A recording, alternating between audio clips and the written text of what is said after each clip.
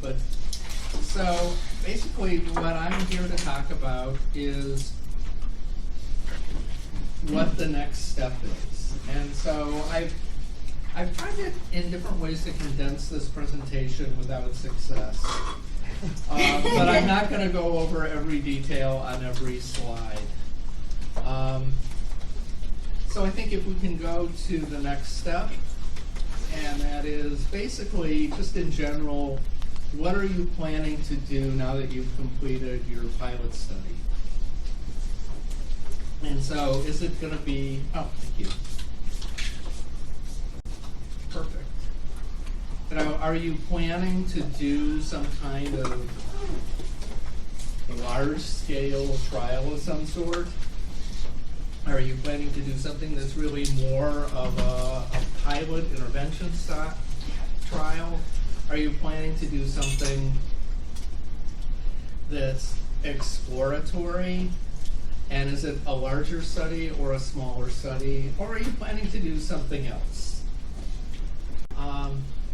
And generally speaking, in terms of NIH funding, we talk about the R01, which is the largest mechanism, up to 5 years, up to $500,000 a year, larger if you have prior approval from your institute. And basically what distinguishes the R01 beyond its size is that there is a need for preliminary data.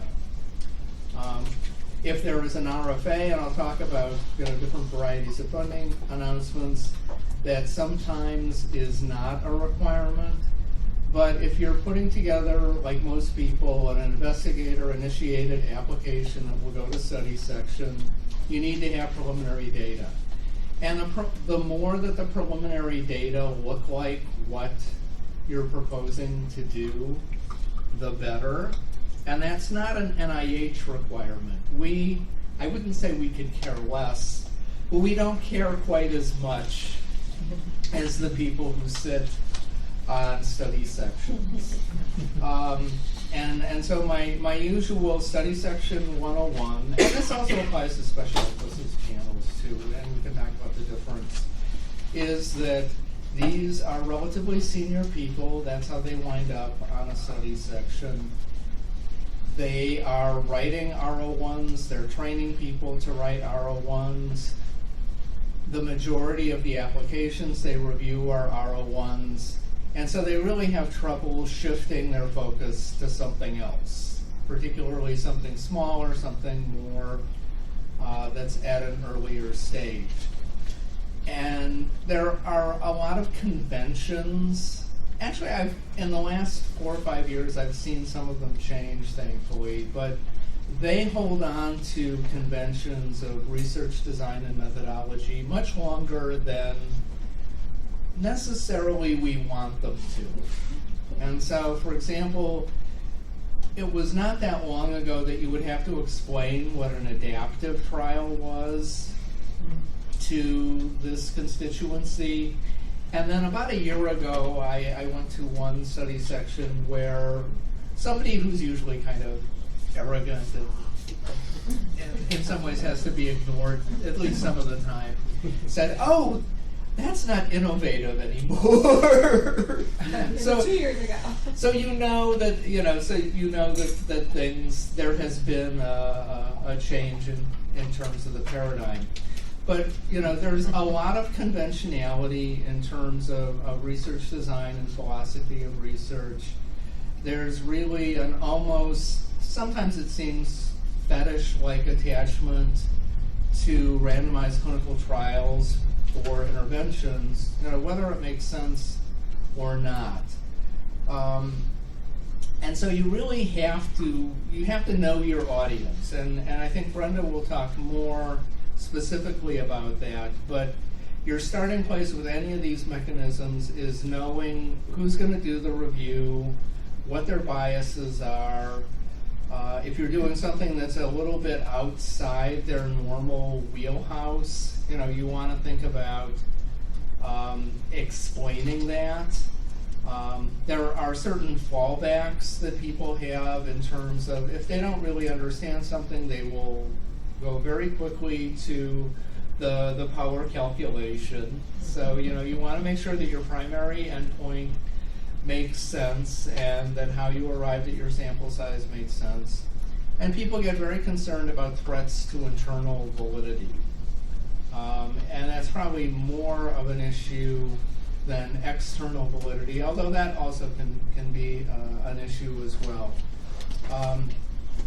And I think, being able to contextualize where and with whom you're doing the work also is important. So if, for example, you were looking at a change in a regulation that affected recruitment of people, it might be disclosure of HIV status or the disclosure of drug use, which in some places can mean that you lose your children, for example, if you have a positive drug screen or in some other way that information has been revealed. If there's a change in policy in your state, you have to be able to contextualize something like that in terms of, well, is that likely to happen in other states? Are there pre-existing examples of that particular law or regulation? Is there something about the human service system, the way the health department or social services work in your state that are common to other places? You really have to help people through why something you take for granted as being important for your location, your population, your problem of interest. Why should somebody else care about it? So to get back to the R01, I'll mention a little bit later on about the NIH clinical trials policy, but one of the things that's now very explicit is whether or not you can submit an NIH-defined clinical trial for a particular funding mechanism. And this is particularly important for R01s because these come in clinical trial only, clinical trial not allowed, and clinical trial optional varieties. But in terms of your pilot preliminary data, the more it looks like the study, the better, which has implications for what you might do in an R21 or an R34. In terms of non-intervention R01s, I don't know if people are planning to do large descriptive studies, but again, you run into this issue of the preliminary data should look rather close or have a very plausible relationship to what you're proposing here. People want to see a well-integrated conceptual framework, so your aims or hypotheses and your measures and analyses really should line up with each other. And the more that you can walk people through those steps, the better. There's probably been less attention to this recently than in the past, but mediation and moderation is important for R01s. That generally the scale of what you're doing is large enough that you can look at those. And again, you want to make sure that there is evidence supporting the importance of the question and variables of interest. So, even though the expectation of an R34, which comes next, is really acceptability and feasibility, having some kind of preliminary efficacy is not a bad idea for an intervention R01 or significant findings that support what you want to do on a larger scale for a non-intervention R01. So the R34 it's used in a number of different ways at NIH. The parent R34 actually is a planning grant, and almost nobody uses that. But the version that NIDA uses and that NIMH uses is really designed to support pilot intervention studies. And both we and NIMH, from whom we actually cribbed a lot of the original language, really wanted the primary objectives to be feasibility and acceptability. But in practice, reviewers want to see a small R01. And so, generally I try to help people figure out, what is a reasonable compromise there. So, like an R01, you need to have a strong empirical base for what you want to do, a well-integrated conceptual framework, but you won't be able to test everything. You might be able to test things at a bivariate level, but you're not going to be able to do,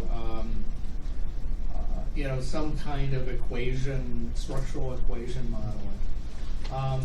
There's no expectation of preliminary research on our part, but reviewers really can't get out of the habit of looking for that. So anything helps, but it becomes fair game. It really should be connected to what you're proposing to do.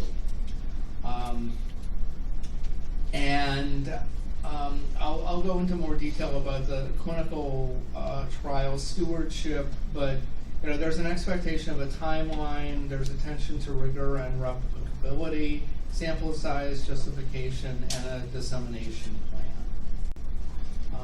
On R21, and in terms of the duration and budget, on R34, up to 3 years, up to $450,000 total budget. On R21 is smaller than this. It's a 2-year mechanism, up to $275,000, up to 2 years. And this is really meant to be high risk, high potential reward. In practice, though, again, your first pass at this is going to be a review panel, and so they're going to be a little bit more conservative. With these smaller mechanisms or some of the more unusual mechanisms, I usually suggest that people politely remind the reader what the expectations are. People are not going to read the funding announcement unless it's an RFA, and usually we provide an orientation for that. So I think you have to remind them the purpose. They're not going to be entirely, and actually, as we heard yesterday, you can tell people whether they are juvenile justice system clients or senior research investigators. You can tell people things, but they're not necessarily going to believe them. But nonetheless, it helps to provide some reminders along the way. You don't want to be chiding people, but you want to remind them, okay, yeah. This is really supposed to be smaller. It's supposed to be preliminary. If it doesn't work out, it doesn't work out. But you want to make the point that the question is important enough to ask in the first place. Because we have some people who are not at research-intensive institutions, there's another mechanism called the R15, and this is really supposed to help in terms of building research capacity at institutions that don't have a lot of NIH funding, and to support the training of people, particularly at the undergraduate level, but there's also a version to support people in professional training beyond the bachelor's level.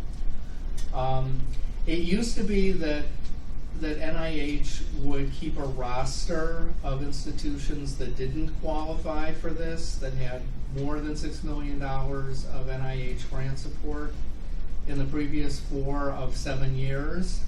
Generally, it's the last 4 years.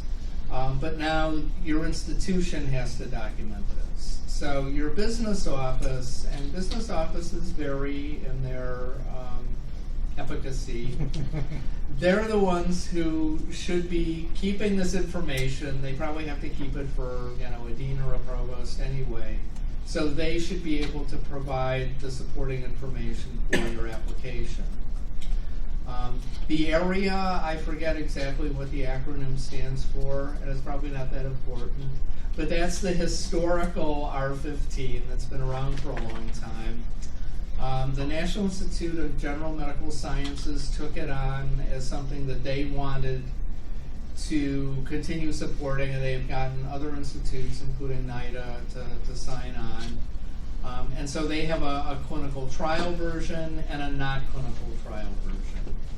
And this is a relatively small award, so it's a little bit bigger than an R21, but lasts up to 3 years. There's a variation on this, which is the REAP, and the institute that wanted to get this going was the Dental Institute, but other institutes have signed on, including NIDA. The dollar figure is the same, and the options are the same in terms of a clinical trial or not a clinical trial. So, you want to talk to your business office, see if this is a more appropriate direction for one of these smaller awards. And again, the idea here is really to support research training as well as to support your research project. So the idea here really is to build infrastructure. And I may be wrong about this, but I think the origin of this actually was with competitive four-year colleges, that they wanted to improve the scholarship of their faculty who were in research fields, and so they wanted a mechanism that would work for them. Ironically, though, I don't think we ever see applications from places like Williams or Oberlin, who would have been the original people to lobby for this. In terms of young investigators, people early in their career, maybe that's the better term, three things that I will mention that NIDA offers. One is the A-Start, and this is an R03. The R03 is a small grant mechanism. We very rarely get R03s that aren't an A-Start or a B-Start. In part because a regular R03, it's up to $50,000 a year for 2 years. So it's a very small award. It's a lot of work, for the payoff that's involved. And I think people often are discouraged from submitting them for that reason. The A-Start, this has been around for about a dozen years. It's a large R03, up to $100,000 a year for up to 2 years. And the criteria are a little bit confusing. This was our attempt at, unfortunately, being flexible. So we want people who might be experienced drug use investigators who are new to HIV, or HIV people who haven't really dealt with drug use issues or populations. This is clinical trial optional. In the past, most of these were descriptive studies, often secondary analyses, but somehow people have been able to put small trials into the A-Start, and so we continue to allow those. And then there is a companion, the B-Start. This is not HIV specific, but it is designed to stimulate behavioral science research. This is a 1-year award, up to $75,000. It's clinical trial optional. Again, people have somehow managed to do an NIH-defined clinical trial. And so this is a good opportunity for somebody who needs to collect preliminary data. And finally, another early career mechanism we have is the Avenir. And the Avenir supports innovative projects, things that would not work in an R01 format. And these are funded at up to $300,000 a year for up to 5 years. So this is smaller than an R01 in terms of the upper limit, but larger and longer in duration than the smaller grant mechanisms. And just to give you an idea of things that we have put out recently in terms of special announcements or unique but somewhat generic funding announcements. We currently have an RFA that will accept applications until November around PrEP for HIV prevention in substance-using populations. We have our continuing R34 that focuses on HIV prevention, care, and program implementation. And we have something called the High Priority Drug Abuse PAS. PAS means that there is a set-aside, that there's not in this case, there isn't a special review. And so this is putting money aside for applications that fit the highest priority areas that NIH has identified for HIV research. And I just mentioned we, on a continuing basis, have a funding announcement. This has no money set aside to it, but it's a signal to the field that we continue to be interested in supporting international research. I mention these not only because you can apply to them, but also that funding announcements serve as a signal to the field. And so a lot of people get really excited, especially about RFAs, or if they are familiar with what they are with a PAS, because money is set aside. The PAS, those are available on a continuing basis. They're actually very rare. An RFA is usually a one-time only proposition. And so people say, oh, I just missed on the application, or I'm not really ready. Don't worry about it. The idea behind the RFA is we have an area where we don't have enough research. We want to stimulate more research.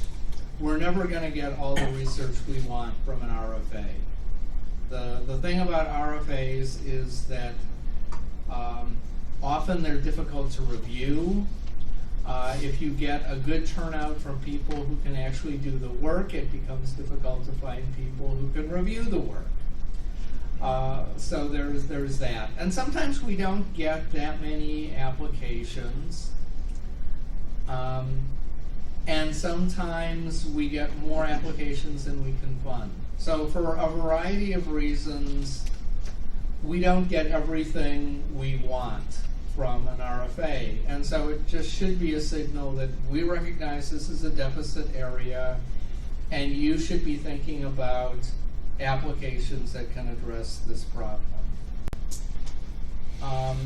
One thing I will mention is that parent funding announcements, these are announcements that are across NIH, will become more important in the future. Excuse me. NIH, as well as the individual institutes, want to get away from writing specific funding announcements, basically because they're a lot of work. And the a lot of work part is stuff that you really don't see in terms of the various hoops we have to go through with these things. So increasingly, people will be encouraged to use these parent funding announcements that are NIH-wide. So for the R01, I've put these here for your convenience so that you can look these up. But in the future, you should probably be thinking about going here and then going to the NIH guide or the Institute websites for these notices, thank you, of special interest. So, for example, at NIDA, we have in the past had a prevention PA, and we had a treatment PA, and we had a services PA. Well, instead, those topics will be supported by these notices of special interest. And so you'll have to go to our not exactly helpful website, or you will need to search in the NIH guide, which is filled with detail, but a simple keyword search will probably turn up the institutes or topics of interest. In terms of funding announcements, there's an alphabet soup here. Your most basic funding announcement is a standing program announcement, which is the prefix PA. And usually this has a 3-year cycle with an expiration date. These often, in the past, have been renewed. In the future, they probably won't. A PAR, the R at the end of the prefix, means that this is a standing program announcement, meaning it'll probably be around for 3 years. And it comes with special review. So there will be a special emphasis panel that's convened. And the composition of the panel really depends on the content of the applications that we get. A PAS, the S stands for set aside. These are real rarities. Our budget people don't like to set aside funds for multiple years. But these occasionally do happen. Usually these go to regular study sections rather than having their own review. An RFA is a request for applications. This is usually a one-time announcement. Once in a great while, there's more than one submission date. The funds have been set aside and there's a special review. So the panel will be assembled based on the content of the applications and making sure that there aren't conflicts. I mentioned this in passing, but there's also an RFP, which is a request for proposals, and that's for contracts. And you'll mostly see that for the small business awards. And Celia wanted us to make sure that we went over some changes that have taken place that affect both review and writing applications. So the biggest has been NIH's definition of a clinical trial. So as I mentioned, the funding announcements are going to specify whether a clinical trial application can be submitted. And the definition of a clinical trial is that it involves human participants, that there is prospective assignment to an intervention, and no comparison or control is necessary, that it evaluates some kind of intervention with an outcome. It can be a behavioral or biomedical intervention, and it can be a behavioral or biomedical outcome. And so this has implications in terms of review, in terms of there is more explicit concern with sample size. You will need to register your study with clinicaltrials.gov. Actually, that requirement has been phased in, but it's been very confusing for all parties concerned. And there will be an expectation that you report results. So we will not close out your grant until you have written the paper that has your outcomes. And so that's a big change from the past. Quite often, I never saw an outcome paper, and it's because the outcomes were not particularly significant. Sure.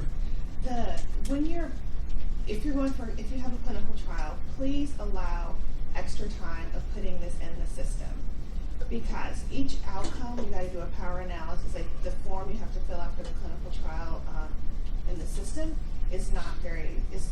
So if you have an outcome, you say that I'm doing 4 outcomes. You're going to have 4 power analysis, 4 explanations. So long and short is allow 2 to 3 extra days to get this done. So this has to be as soon as you submit your application for review? Yeah. Okay. This is before. And there's also more attention to data safety monitoring plans, and more attention generally to timelines. trials. I think this also applies to non-clinical trials. But, people will be taking a look at your timeline. They will be there's more attention given to sample size. This has always been a consideration, but there's more of it now because it's something that people explicitly ask about in review. And there are a number of considerations that are tied to reproducibility, which is rigor, defined as rigor and transparency. And actually, rigor originally was defined as premise, and sometimes review panels still use the term premise. But basically, is there a strong reason based on past research to do what you're proposing to do? So, is there a supportive literature? Is that a literature of reasonably well-designed research? If it isn't, then that raises the bar of why you're asking the question. It may be that something really is so novel that it hasn't been investigated very much. But you have to make the case for that and make the case for, okay, nobody's done this before, you're proposing to do it with a particular set of methods, provide a rationale for that. In terms of the research that you're proposing, rigor is considered in terms of, and I'm quoting right out of the guidance, what's called unbiased use of experimental design, methodology, analysis, interpretation, and reporting. So basically it's providing a rationale that you're proposing the best and most appropriate design, data collection methods, and analytics strategy. The funny thing with transparency is that it really talks about rigor, and it talks about what's called authentication of key biologic and biomedical measures. But frankly, people are also going to look at the quality of behavioral measures as well. And if you're using self-report as an endpoint, even for the smaller grant mechanisms, I think you really have to explain why. Particularly in the HIV field, but also in non-HIV substance use, there's been a real move toward using biomedical outcomes. And I think you want to be clear why you're not using those. And you probably have to be clear to people about the limitations as well as the strengths of any particular method, because biomedical doesn't necessarily mean that it's wonderful. I mean, if you're collecting data on cannabis, well, it remains in the bloodstream for weeks after use. There are just tremendous variations in terms of the quality of different outcomes. And so I think you have to be very clear about why you're making the decisions that you're making. Particularly if you're using, say, for example, interview measures of behavior, which can be reactive, can be influenced by the social situation, but there are situations where literacy is an issue, or you're trying to collect information on something that's more complicated than can really be done well with survey items. But being clear about the measurement. Beyond the measures, the other thing that is sort of apropos of nothing put into this section, but very important nonetheless, is sex as a biological variable. I don't think anyone really knows what that means, in all honesty. No, seriously. That in practice, what it really means is, are you recruiting both genders or third gender people as appropriate? If you're not enrolling those people, why? So, if you're looking at HIV prevalence, having an MSM or a trans women population, very easy to justify epidemiologically. But there are many other situations where having a single gender population may be more complicated. And there's also an expectation that the population should represent the life course. And that if you, and NIH has joined the rest of the world by defining adults as people 18 and over, used to be 21. But, you know, you have to be clear about why you are or are not including minors. I don't think they've really figured out how we're supposed to evaluate the age distribution. But it's a good idea to be aware of the age distribution of your population or problem of interest and be clear why you might be identifying a particular subset. And in general, there needs to be consideration of age, gender, and race ethnicity in the composition of your proposed sample. And so here is my information, which you'll have, and I'm happy to entertain questions now or later. One thing about the sex as a biological variable, like, there's been work coming out that there's different relapse rates and quit rate attempts based on the hormonal time of the month. So that may be a situation where you want to collect certain data and make sure you're getting people at different sides of this, if that's going to be your outcome or something to be concerned with. So there are times, there's some data coming out to incorporate on the animal model and not the model, relating to around, female hormone cycles specifically. That's going to give very small group of people that are going to be doing that. I also think it's not that reviewers are looking for the right answer, because there aren't no right answers for some of these things. They're looking to see that you've thought of them. Right? So when you describe why you're sampling this proportion of men and women, males or females, whatever you're doing, the reviewers aren't going to say this is 60-40, it should be 65-35. The reviewers are going to say that you've thought about, that it reflects previous data in your community, or the intervention is targeting this group, so you're doing this, and then that's fine, but you have to, you should be doing that anyway, and it's sort of a check on that.